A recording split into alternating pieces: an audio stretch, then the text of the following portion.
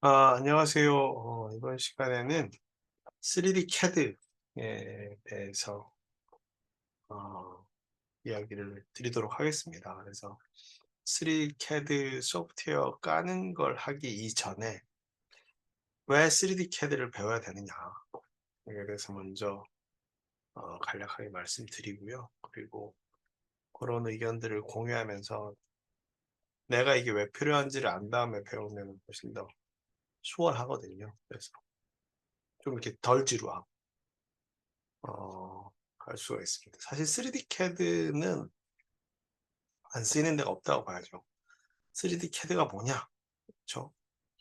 아, 신소재공학과에서 아마 여러분들이 2학년 1학기 기초 실험을 할 때 꼭 하는 실험 중에 하나가 인장 실험입니다. 인장 실험. 그래서 여기에 보면은 요 가운데 여기에다가 나사 스크류를 이렇게 장비에다가 체결을 합니다.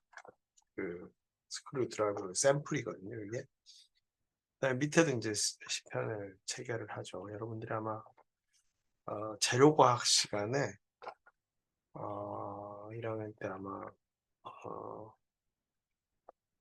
응력과 변형률에 대해서 배웠을 거예요. 그 응력과 변형률을 측정하는 시편이다, 이렇게 보시면 됩니다. 그럼 이게 왜 중요하냐면 이 시편이 똑같은 뭐 예를 들어 가지고 어, 무슨 알루미늄 합금이다. 그랬을 때 이제 알루미늄 합금의 성분과 그다음에 열 처리 방법과 가공 과정 방법과 이런 걸 따라서 기계적 성질이 굉장히 달라집니다. 그렇겠죠. 기계적 성질이 달라지니까 이 재료의 물성을 알루미늄 합금이라고 그래가지고 다 똑같은 게 아니에요. 비슷하지도 않아요, 심지어. 알루미늄 합금에 여러분들이 많이 보시죠. 알루미늄 포일이죠. 알루미늄 포일. 집에서 쓰는 거. 이렇게 쭉쭉 잘 찢어지는 거. 또 알루미늄 합금의 대표적인 게 또 어디 있냐면 보잉 747, 그러니까 여객기 동체 바디, 비행기의 동체 바디도 알루미늄 합금입니다. 그러니까 똑같은 알루미늄 합금인데 쓰이는 물성이나 이런 요구치가 완전히 다르겠죠. 알루미늄 캔에 쓰이는 거랑 비행기 동체에 쓰이는 게 어떻게 같겠어요?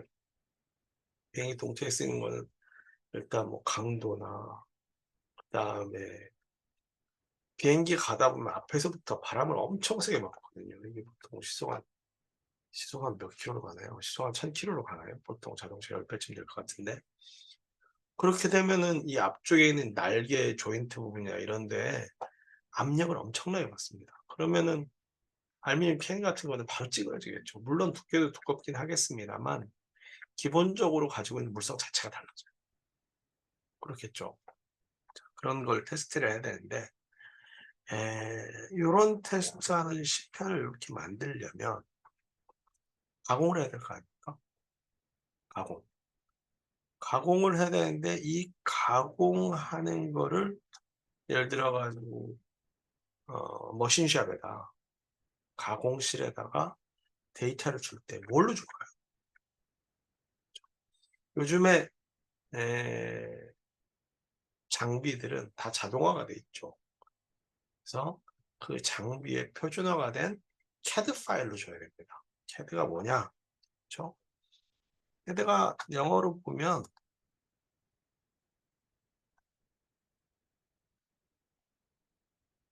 컴퓨터 에이디드 디자인입니다.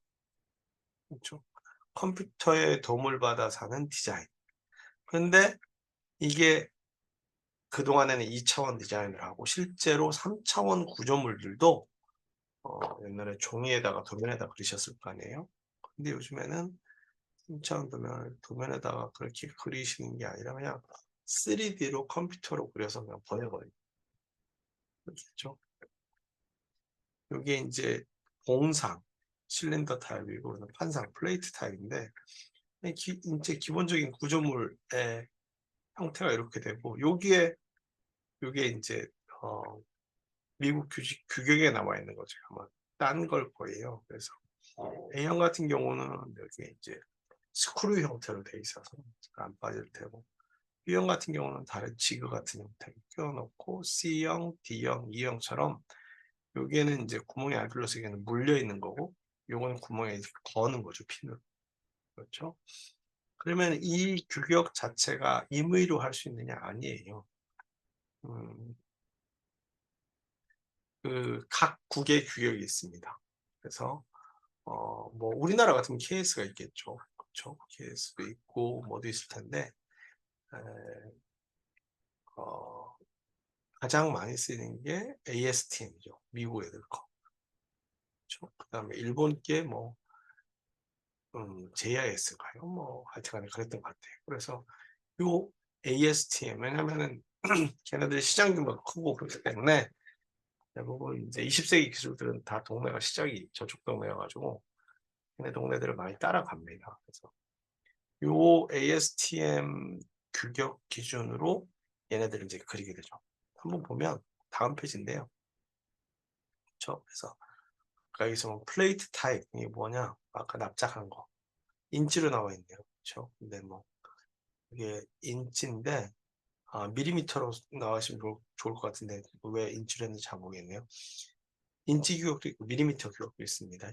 1.5인치, 1인치는 2.54cm입니다. 0.25인치짜리. 요거는 라운드 테스트 스페시먼, 아까 실린더 형태, 봉상 그런 것들 실제로 이제 그려서 내가 준 샘플하고 줘야 계속 그 사람들이 가공을 하고 그거를 이제 시편기에다가 테스트를 해야 내가 만든 이 구조 재료의 성능이 다른 전 세계 모든 사람들한테 이 조건에서 이렇게 만들어서 이런 실험을 했더니 항복 강도가 얼마고 인장 강도가 얼마고 그때 인성이 얼마고 연성이 얼마 하는 것들을 공유를 하고 이야기를 할 수가 있다. 그러면은 그 데이터를 보고 사람들이 사용을 하든지 말 건지를 결정을 하게 됩니다. 그리고 우리들도 고 시편의 합금 조성과 열 처리 상태가 우리가 원하는 성능을 가져왔는지 못하는지를 알 수 있다는 거죠. 이 구조물은 되게 간단한. 그럼에도 불구하고 이걸 만약에 손으로 도면으로 표시한다고 보면 제대로 상대방한테 이 기계 가공하시는 분한테 전달하기가 만만치가 않습니다. 그래서 그런 것들을 다 이제 컴퓨터 파일, 헤드 파일로 저장해서 보내게 됩니다. 그게 조금 더 확장되면 이제 이런 형태가 되죠. 요거는 지금 우리가 배울 3D CAD 오토데스크사에 제일 유명한 건 오토캐드죠. 이창원 근데 오토데스크사에 인벤터라는 걸 쓰게 됩니다. 오토데스크사는 원래 오토캐드로 불리는 되게 유명한 그런 것들이 있는데 그 소프트웨어에서 3차원 소프트웨어 인벤터인데요. 3D CAD는 사실 유명한 회사들이 따로 또 있어요. 다소라고 프랑스 회사인데 다소의 솔리드웍스 이게 이제 중저가형 얘기입니다. 아주 비싼 거 뭐 카티아 이런 거 빼고 그런 거는 이제 되게 비싸요. 솔리드웍스도 비싸요. 이게 한 단어인지 뭐 두 단어인지 잘 모르겠어요. 그다음에 지멘스의 솔리드 엣지, 그렇죠? 솔리드 엣지. 이건 독일 지멘스 겁니다. 미국 거 인벤터인데 여러분들 나중에 보시게 되면 솔리드웍스를 제일 많이 쓰실 겁니다. 물론 이제 기업에 따라서 이런 것들을 선택한 데가 있긴 한데 일반적으로 중소중견기업들이나 대기업에서 솔리드웍스 많이 쓰는 이유가 가격이 저렴해요. 가격이 저렴해서 제일 많이 퍼져 있는 걸로 저도 알고 있어요. 그 다음에 솔리드 엣지도 아주 드물게는 좀 써요. 그런데 교수님 그러면 우리가 솔리드웍스를 할 일이지 왜 굳이 인벤터를 하십니까? 내 말이요. 왜? 얘는 지금 한밭대학교에서 공짜로 쓰실 수 있습니다. 여러분들이 집에다 까셔도 아무 문제가 없습니다. 솔리드웍스는 그걸 안 해줘요. 그래서 인벤터를 쓰는데 원리는 다 똑같습니다. 그러니까 아래 한글 치면 마이크로소프트 워드 할 수 있는 거랑 마이크로소프트 워드 할 수 있으면 아래 한글 할 수 있는 거랑 비슷합니다. 요즘에 뭐 엑셀 스프레드시트 할 수 있으면 뭐 구글 스프레드시트 할 수 있는 것처럼 기본적인 원리는 거의 비슷합니다. 기본적인 원리가 3차원 CAD에는 어떻게 하느냐, 2차원 그림을 그린 다음에, 이걸 스케치라고 여기서 하는데 여기 스케치 나오죠. 2차원 스케치를 한 다음에 얘를 3차원으로 바꿉니다. 뭐 구글의 스케치업도 마찬가지예요. 이게 3차원에서 그릴 수 있는 거의 이제 방법이에요. 이것도 이제 2차원에서 그려가지고 3차원으로 만든 건데요. 요건 이제 다른 소프트웨어입니다. 다른 건데 앞에서 봤더니 잠시만요, 교수님. 그렇죠? 여기 보니까 폰 미제스 응력도 있고, 교수님 아까 응력, 그렇죠? 응력. 이거를 스트레스라고 하죠. 그다음에 변형률, 변위는 디스플레이 원래 있던 위치에서 얼마큼 이동했느냐 하는 건데, 우리가 3D CAD만 해서 끝내는 게 아니라 뭘 할 거냐면 이 3D CAD를 가지고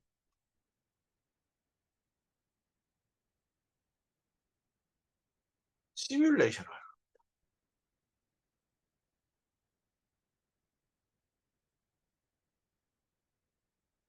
왜 시뮬레이션을 하느냐?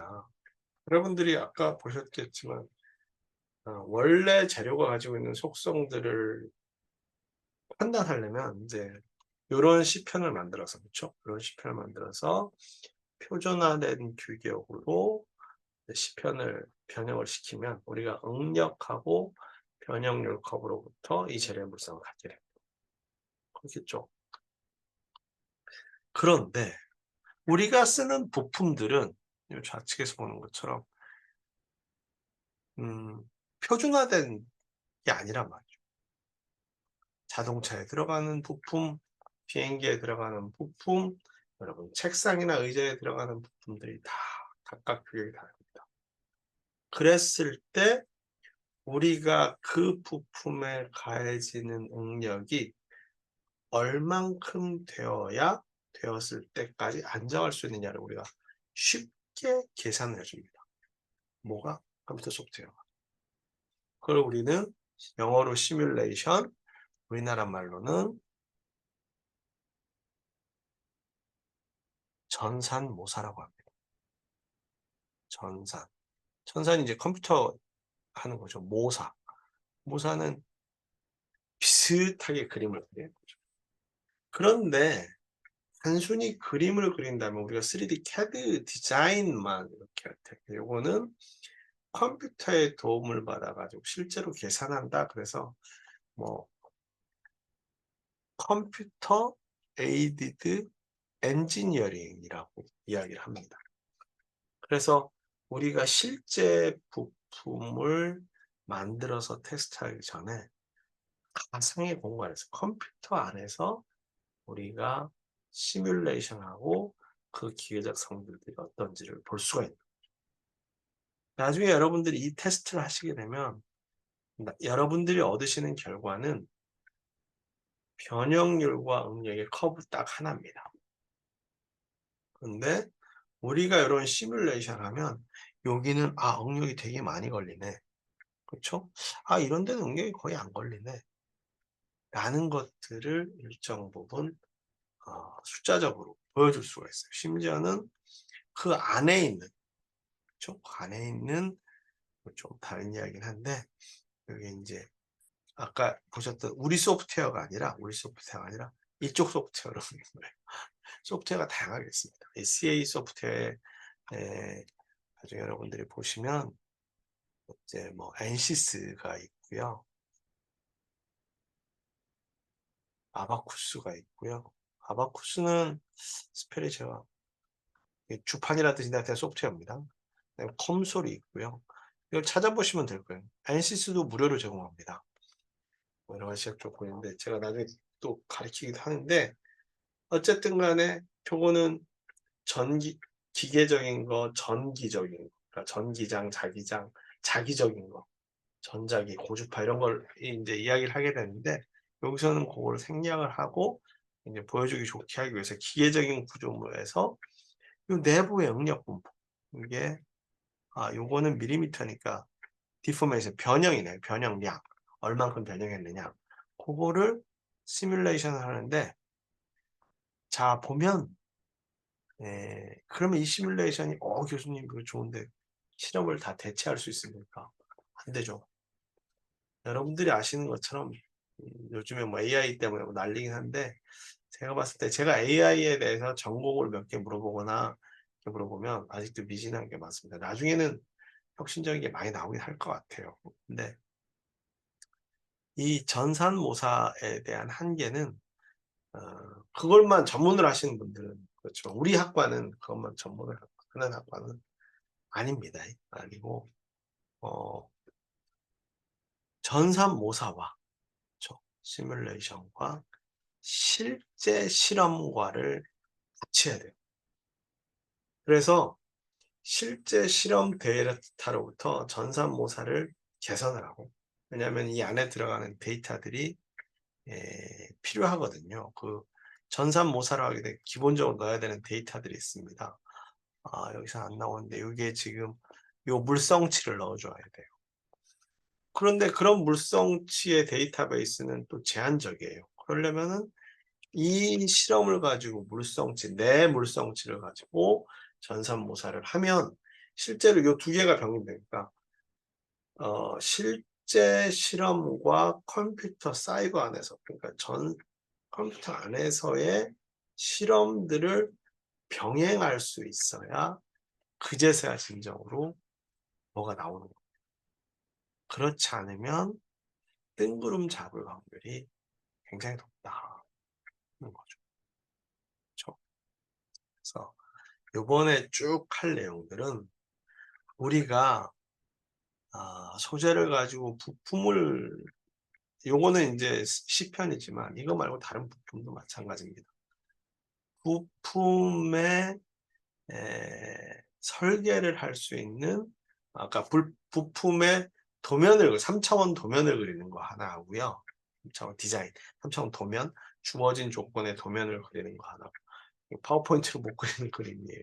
그러니까 이거는 그 데이터를 그대로 머시닝 샵에 그러니까 기가공하는 수치 제어되는 대로 가지고 가면 그대로 깎아주는 3D 프린터로 가면 그거 프린팅 해주는 숫자가 들어간 정확한 숫자 왜냐면은 이제 그 우리가 3차원 구조물을 만들어야 되니까 숫자가 들어가 있는 디자인을 할 수 있는 게 3D 캐드거든요. 그거 하나랑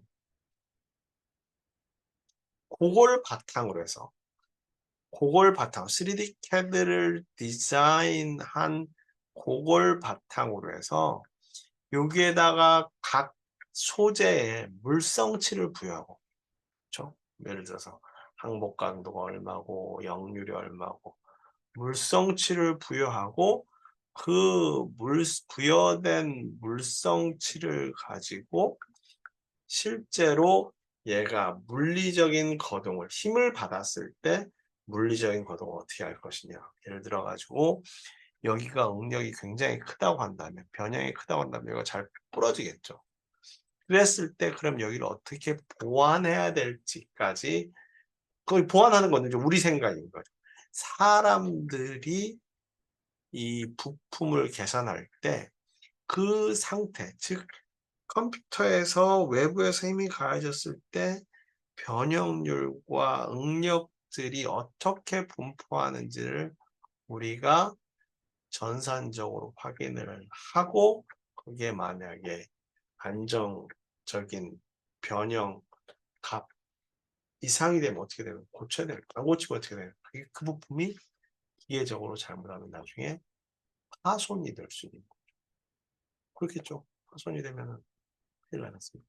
그래서 요 두 가지를 우리가 이 전체적인 거에서 한다. 그래서 우리가 그리는 그림들은 나중에 이제 뭐 움직이는 것도 할지 않 해보니까 좀 너무 양이 많은 것 같긴 한데 어쨌든 간에 우리는 아주 복잡한 부품을 만드는 전공은 아니에요. 그렇죠? 구조적인 부품을 만드는데 그건 이제 그 사람들이 있습니다. 하지만 우리가 그 시스템을 만드는 사람들과 이야기해서 부품이 들어갔을 때 응력의 분포나 어디를 보완해야 되거나 그런 것들을 소재 관점에서 우리가 개선을 하려면 이러한 시뮬레이션을 알고 그 사람들과 의사소통을 하게 되면, 시스템을 만들어 의사소통을 하게 되면 훨씬 유리합니다. 훨씬 유리합니다. 나중에는 보시면 아시겠지만 우리가 갖고 있는 데이터가 더 파워풀할 수가 있는 거죠. 그거는 이제 여러분들이 사회에 나가서 보시면 되는데, 근데 만약에 이게 되게 간단한 거거든요. 되게 간단한데 요 간단한 걸 이해를 하지 못하면 아까 그린 단순한 부품의 3D CAD 그림조차도 다른 사람한테 의지를 해야 된단 말이죠. 그렇게 되면은 이제 다른 사람한테 의지를 하게 되면 내가 종속적이 되니까 여러분들이 사회에서 이제 경력을 쌓으시거나 커리어를 쌓으실 때 제한적이 됩니다. 그래서 독립을 해야죠. 완전히 독립이 아니라 그 사람들하고 의사소통을 대등한 관계에서 할 수 있어요. 당연히 소재에 대한 성질이나 이런 것도 우리가 갖고 있는 거 하려면 CAD를 해야 되고요. 요 CAD까지만 하면은 우리 전공에서 가지고 있는 자료의 물성과 성질들을 아까 얘기했던 응력과 변형률과 이런 것들에 대한 개선, 이해 이런 것들이 좀 제한적일 수 있습니다. 그래서 컴퓨터 내에서 우리가 시뮬레이션을 통해서 그 부품이 가지고 있는 응력과 변형률과 이러한 부분들을 찾아서, 그렇죠? 찾아서 취약한 부분을 인지를 하고 있어야 된다. 그리고 그 관점에서 물론 설계 관점도 있을 수 있지만 재료적으로 어떻게 그 부분을 강화를 시킬 수 있을 것인가 하는 것들을 선제적으로 우리가 데이터를 확보할 수 있는 게 전산모사 시뮬레이션이라는 툴입니다. 그런데 우리가 할 이 오토데스크 인벤터는 전산모사에만 특화되어 있는 게 아니라 3D CAD 쪽에 특화가 되어 있습니다. 그럼에도 불구하고 시뮬레이션까지 하는 이유는 이 오토데스크사에서 만든 요 인벤터 말고 다른 ANSYS로 넘어가는 ANSYS나 CAD로 넘어갈 때 우리가 여기에서, 왜냐면 이쪽에 있는 것들은 그 그림 그리는 게 아주 꽝이에요, CAD가. 그래서 이쪽에서 그림을 그려서 요 원리는 똑같습니다. 원래 기계적인 거 나중에 이제 뭐 전기적인 것도 하고 뭐 자기적인 것도 할 텐데 제 수업을 들으시면 근데 그런 것들을 하기 전에 요게 구조적으로 어떻게 3차원 그림을 그려야 되느냐 하는 부분들은 이제 우리가 뭐라 그래야 될까요? 먼저 그릴 수가 있어야 돼요. 그리고 요거는 이제 요번 학기에 다 하기에는 너무 어려우니까 비슷하니까 NCS만 제가 하는데 이것도 공짜입니다. 하는데 여기에 들어오는 기계적인 전산모사 부분에 대해서는 원리가 똑같습니다. 3차원 CAD도 원리가 비슷하고 여러분 아래 하는 걸 쓰시면 마이크로소프트 워드 쓸 수 있다니까요. 그러니까 요게 사는 원리들 보고 그 다음에 어느 게 사람들이 많이 쓰면 더 정확하고 이런 거는 이제 부차적인 문제고, 여기서 나와 있는 오토데스크 인벤터, 뭐 엔시스, 솔리드웍스, 솔리드 엣지, 아바쿠스 컴솔, 그 다음에 이제 나스트란이라는 것도 있는데 그건 이제 오픈 소스긴 한데 나사에서 만든 그런 것들은 시장 경쟁에서 살아남은 소프트웨어입니다. 그 얘기는 산업에서 쓰는 엔지니어들이 이건 쓸만하다라고 인정한 거예요. 그러니까 여기에 있는 이 상용으로 지금은 이제 이 사람들끼리 경쟁을 하는 거죠. 새로운 사람들이 들어가서 버텨내지를 못해요. 이미 이제 산업군들도 다 선점을 해서. 그리고 얘네들이 그러니까 어떤 짓을 하냐면 학생들한테 공짜로 뿌리는 거예요. 왜? 나중에 자기네 제품 쓰라고. 예전에는 크랙드 버전 해저판 있잖아요. 그거 많이 썼거든요. 근데 요즘은 어떻게 돼요? 컴퓨터가 좋아진 것도 있지만 걔네들의 트래킹, 나중에 해저판 오면은 변호사한테 종이 날라옵니다. 제가 아시는 분들도 몇 분 그러신 게 있어요. 처음에는 그냥 온대요. 와가지고 뭐 물건 살 것처럼 하고 뭐 그랬다가 아니 그럼 그 영장 있어야 검사하는 거 아니에요? 근데 그 변호사들이 그걸 피하는 방법을 해가지고 그런다는 거예요. 학생들한테는 잘 아는데 학생들도 이제 크랙 버전을 쓰기가 어렵게 됐어요. 대신 얘네들 어떻게 하느냐? 학생들한테는 공짜로 푸는 거예요. 풀어서 학생들이 거기에 적응을 하면 나중에 회사 가면 그 제품 쓰라고. 그게 최근의 추세입니다. 근데 이 두 군데는 안 풀었어요. 솔리드웍스는 제가 보니까 선발주자니까 우리는 그거 안 해도 돼. 그렇게 결정한 것 같고 한 달짜리만 해줍니다. 얘네들은 오토데스크의 2D로는 오토데스크, 오토캐드가 전체 거의 뭐 싹 쓸었을 거거든요. 근데 3차원도 쓰고 싶을 거 아니에요. 그 얘네들이 풀어버렸어요. 오토데스크는 다 풀었어요. 학생들한테. 나중에 우리도 이제 그 계정을 만들어서 그걸 해야 되는데 실제로 애니메이션 만드는 건 다 풀었단 말이에요. 그렇죠? 그래서 NCS도 풀었고. 아, 돈 많은 애들이 뭐, 솔직히 말해 돈 많은 애들 뭐냐. NCS도 이 중에서 돈 제일 많이 많거든요. 나스닥 상장사고, 나스닥 상장사예요. 미국 그 주식시장. 오토데스크도 엄청 크죠.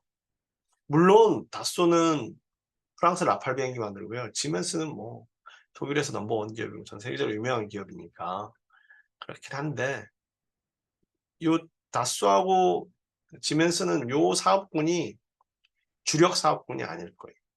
곁다리. 오토데스크는 이게 주력 사업군이에요. 주력 사업군에서 이제 3차원을 먹겠다 붙은 거죠. 구글의 스케치업도 있죠. 구글의 스케치업도 있습니다. 산업적으로 얼마나 많이 쓰는지 잘 모르겠어요. 취미용이로나. 근데 어쨌든 간에 거기도. 근데 원리는 똑같습니다. 똑같다고 보시면 됩니다. 그래서 우리가 3D CAD하고 시뮬레이션을 하는데 오토데스크 인벤터를 한다. 이렇게 생각하시면 되고요. 이게 이제 처음에 어떻게 그러면은 설치부터 앞에부터 여러분들이 하시면 금방 하세요. 금방 하시는데 익숙하기 전까지 그 다운로드 받고 설치하는 것들을 차근차근 해나가면서 우리가 같이 공부해 보는 것으로 하겠습니다. 다음 시간에는 3D CAD 인벤터 설치하고 어떻게 다운로드 받고 하는 부분들을 말씀드리도록 하죠. 자, 그러면 이번 시간은 여기까지 마치는 것으로 하겠습니다. 감사합니다.